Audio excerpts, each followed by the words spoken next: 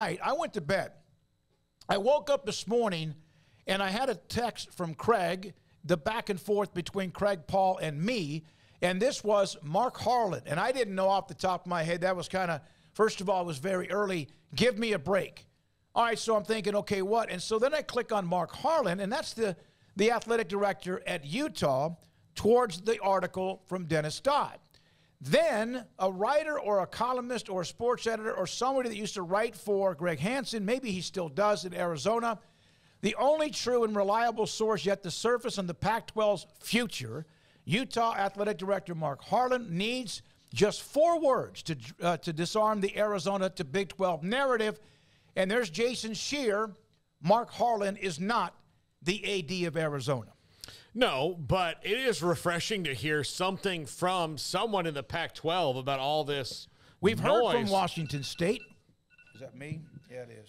But at least, yes, I mean, but at least directly addressing this part of it, not the, well, everything, Washington State, everybody who said is kind of like, well, we anticipate this, we anticipate that. But as far as a lot of the noise that's going, this is the first kind of direct response to all of that. That's been, oh, like he said, oh, please, or whatever it was. But that's the first. Give me a break. Yeah, give me a break. That's the first time any one of them has said anything like that. Okay. The other tone was just answering questions the best that they could, you know, but not, you know, kind of saying, well, it could be this or that or, you know, whatever. This was, oh, give me a break, meaning that, you know, he doesn't foresee any of that happening.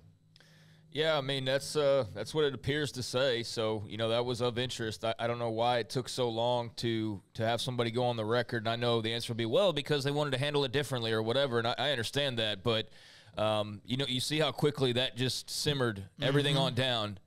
So you needed to wait months. You needed to wait for Fever Pitch to just say simply a 4-letter tweet. Like, nobody could have done that in the meantime to calm this on down. So all these rumors that are flying around that are all apparently bupkis and there's nothing to them. And, like, that's something that I do need to get explained from some of the Pac-12 people, because for all this, there's nothing to it. There seems to be a lot to it. And I don't mean, like, the reports necessarily. If you want to discard Dennis Dodd and his reporting, you feel like there's some scheme behind it, I've seen that mentioned out there. That's fine. But, like, on the one hand, I see a Stuart Mandel tweet that's updating and saying, this is what Max Olson and I were saying a week ago. It's like the Big 12 renewed contact with the 4 corner schools. Well, I thought the 4 corner schools weren't talking to the Big 12.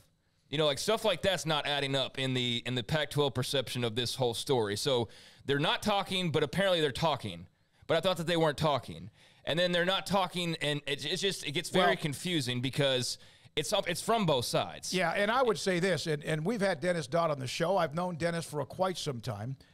He's been in the business for 25 years, and I know that because of where he might be as far as his stories, that people are saying, well, you're just being fed this by the Big 12, whatever.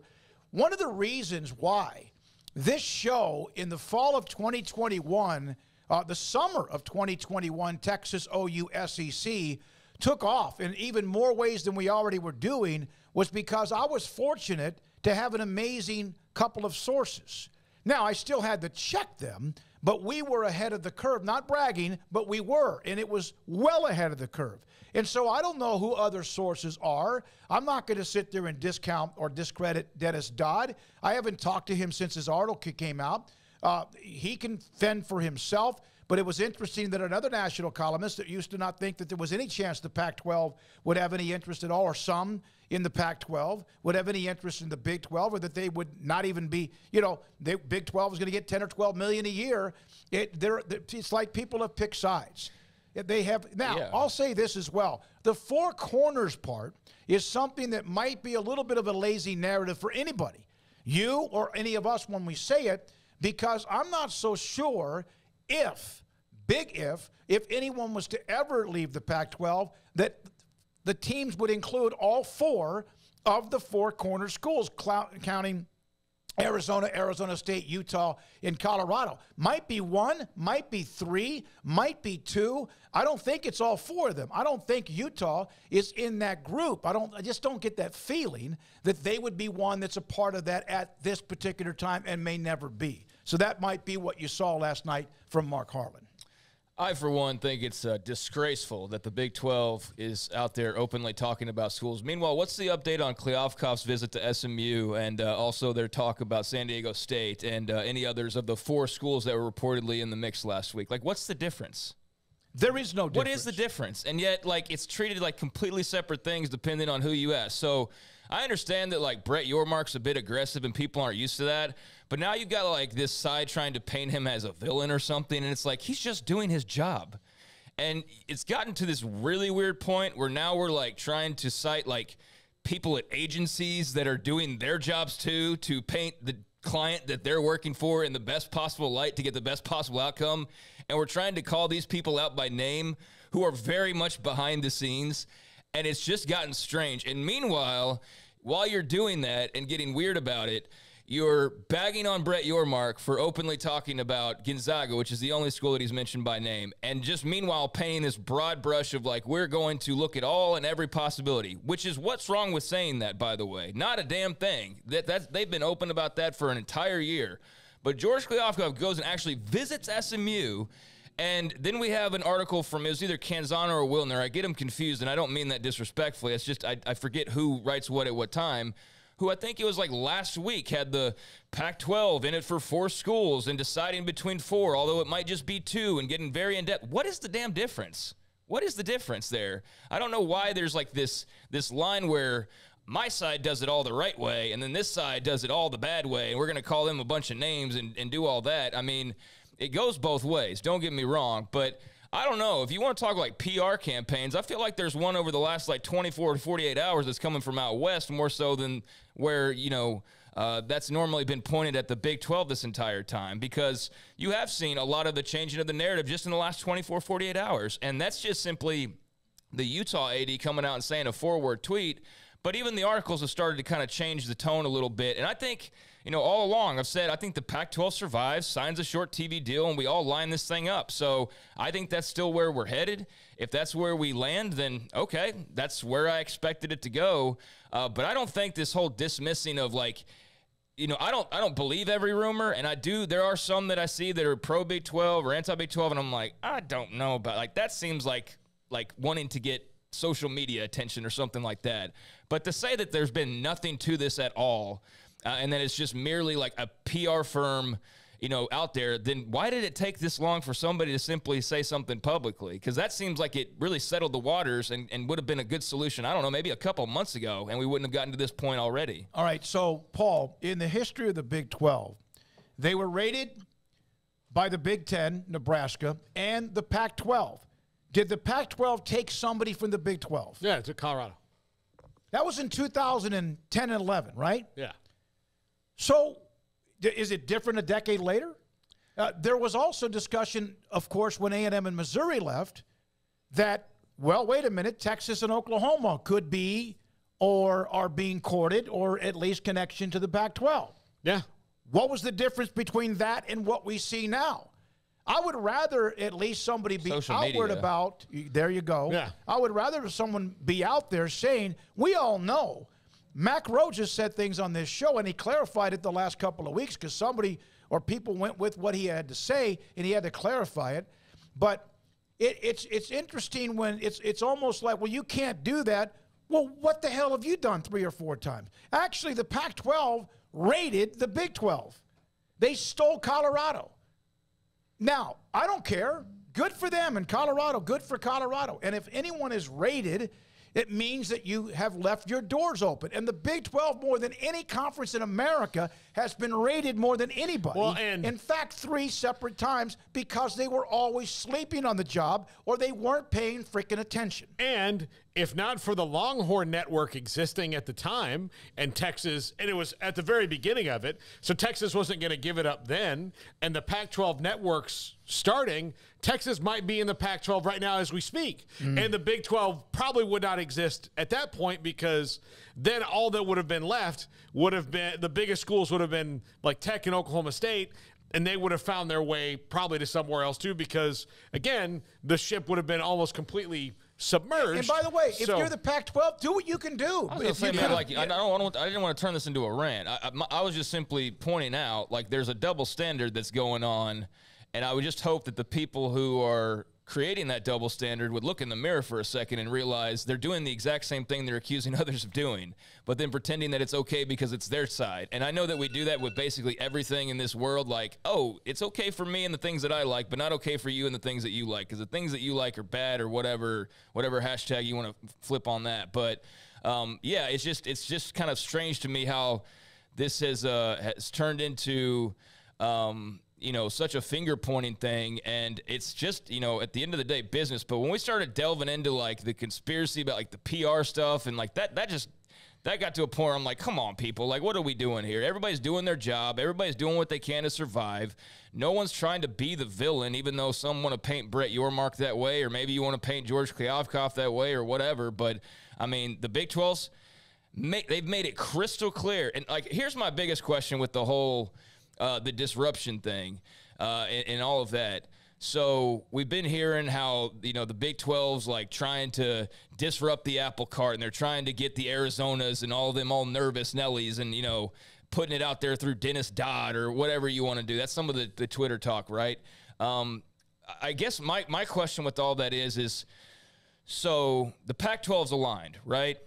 Based on the reports. They don't want to go anywhere. They all want to stay together, right? Everybody wants to be cozy and have the same educational models and do all of that, correct? That's all. The Pac-12 wants to stay together. Well, they are together, so I guess Yes. the answer to that right now would be yes. Yes. So you mean to tell me that these 10 school presidents and that these athletic directors and that all the other people involved are going to be swayed by a random person on Twitter saying that Arizona's unhappy? That's going to be the thing that, as the Jenga piece that we pull, is random person on Twitter going, I heard the four corner schools are leaving. That's going to, like, disrupt the presidents and all of them. Like, so that's something that I need more clarification on. This disinformation or this smearing or this whatever, what was it going to accomplish? Because if you're telling me that the goal of it was to accomplish, like, totally cratering the Pac-12, then that flies in the face of against a really bunch of smart people, like at least 30 of them, not to mention TV partners and other people behind the scenes that we don't even consider, that they're all going to be duped as one collective big brain group by a couple people on Twitter floating completely empty rumors that have no substance to them. I need that explained, how that's the mission of the Big 12 and how they thought that was going to be the way to get, the four corner schools or whatever rumor you want to come up with, because that seems like a pretty flimsy idea. And I would think that the school presidents and the chancellors would probably be smart enough to say, yeah, that guy's full of it. That's just Twitter. We're not even going to acknowledge it. And I guess maybe that's what Utah's AD did last night, was finally be the guy to say, no, this is bupkis and this is all bull. But until now, yeah, it's been complete silence and just little headlines here and there. So, you digest it as best you can. But, yeah, I don't buy into that they're going to be upended by some Twitter folks. I don't know how that seems like it was some master plan that was going to be pulled off. I sent Bob Thompson a text. It was, I guess, this morning. I said, what are your thoughts? And, hey, Bob has been more active, and he's been on this show many times, and there's been a couple of times where he's checked people at the door, and then you'll have fans to Bob Thompson, who was in the room with these hundreds of millions of dollars of negotiations, saying that, you're just past your prime. You really aren't involved. We don't know. Bob might be involved with helping somebody from the Pac-12, might be involved with helping somebody as a consultant. He actually said to us that somebody did reach out to him to want to be a consultant. I would too. But I said, what about the fans? I'm not talking just to you, but who feel like their tweets or their opinion will get back to the people who are in the administration offices, either in the Big 12 or the Pac-12 or anywhere else. He goes, it's totally bizarre. Like Mark Harlan, I don't think is watching other Twitter feeds. Somebody obviously alerted him to the article. He responded. That's fine. And then others responded to that. Cindy Machado, I want to address this with Cindy. Huge Pac-12 fan. Every day here, loyal as hell, watching what we do and what we cover and how we go about it. Anything new in the Pac-12, anything new about San Diego State, and I love it. We appreciate you. But, then why did the Big 12 contact the four corner schools? Do you know that? How do you know that?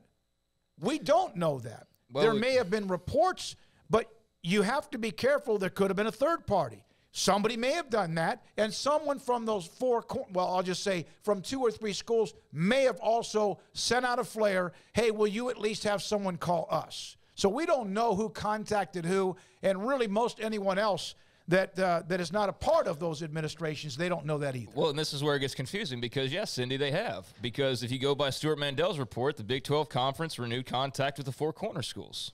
That's directly in a tweet from like 5 hours ago. The Big 12 renewed contact with the 4 corner schools from the report a week ago with Max Olson. And it goes into why the Pac-12 is probably not going to do anything and why I assume they're not going to do anything. But that's what I'm talking about. That's so there's nothing to it, but they've renewed contact.